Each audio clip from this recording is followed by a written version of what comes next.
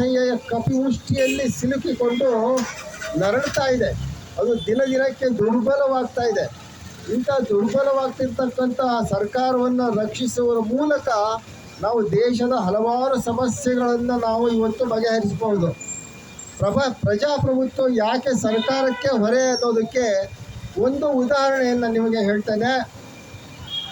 ಇದು tip of the iceberg ಇದ್ದ ಹಾಗೆ. ಈಗ ಕೆಲವೇ ತಿಂಗಳುಗಳ ಕೆಳಗೆ 4 ಚುನಾವಣೆಗಳು ನಡೆಯಿತು. 4 ಚುನಾವಣೆಗಳು ಕರ್ನಾಟಕದಲ್ಲಿ 3 ಚುನಾವಣೆ ನಡೀತು. ಕೇರಳದ ವಯನಾಡಲ್ಲಿ 1 ಚುನಾವಣೆ ನಡೀತು.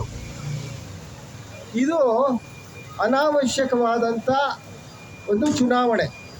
ಇದು ಸರ್ಕಾರದ ಬೊಕ್ಕಸಕ್ಕೆ ಇನ್ನಷ್ಟು ಖರ್ಚನ್ನು ತಂದಂಥ, ಅನಾವಶ್ಯಕ ಖರ್ಚನ್ನು ತಂದಂಥ ಚುನಾವಣೆ. ಯಾಕೆ ಅಂತಂದರೆ ಕರ್ನಾಟಕದಲ್ಲಿ 3 ಕ್ಷೇತ್ರಗಳು, ಒಂದು ಸಂಡೂರು, ಇನ್ನೊಂದು ಶಿಗ್ಗಾವಿ, ಇನ್ನೊಂದು ಚನ್ನಪಟ್ಟಣ. ಈ 3 ಕ್ಷೇತ್ರಗಳಲ್ಲಿರ್ತಕ್ಕಂಥ MLAಗಳು ತಮ್ಮ ಇನ್ನೂ 1.5 ವರ್ಷ ಆಗಿತ್ತು ಎಲೆಕ್ಷನ್ ಆಗಿ ಅಸೆಂಬ್ಲಿಗೆ.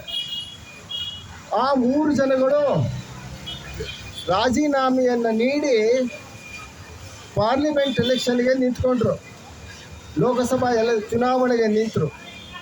ಇದರಿಂದ ಏನಾಯಿತು, ಅವರು ರಾಜೀನಾಮೆ ನೀಡಿದ್ದರಿಂದ ಮತ್ತೊಮ್ಮೆ ಚುನಾವಣೆಯನ್ನು ಮಾಡಬೇಕಾಯಿತು ಈ 3 ಕ್ಷೇತ್ರಗಳಿಗೆ. ಇನ್ನು ವಯನಾಡಲ್ಲಿ ರಾಹುಲ್ ಗಾಂಧಿಯವರು ವಯನಾಡು ಮತ್ತು ಅಮೇಥಿಯಲ್ಲಿ ಚುನಾವಣೆಗೆ ನಿಂತಿದ್ದರು. ಅವರು ವಯನಾಡಲ್ಲಿ ರಾಜೀನಾಮೆ ಕೊಟ್ಬಿಟ್ರು, ತಮ್ಮ ಅಮೇಥಿಯನ್ನು ಉಳಿಸ್ಕೊಂಡ್ರು.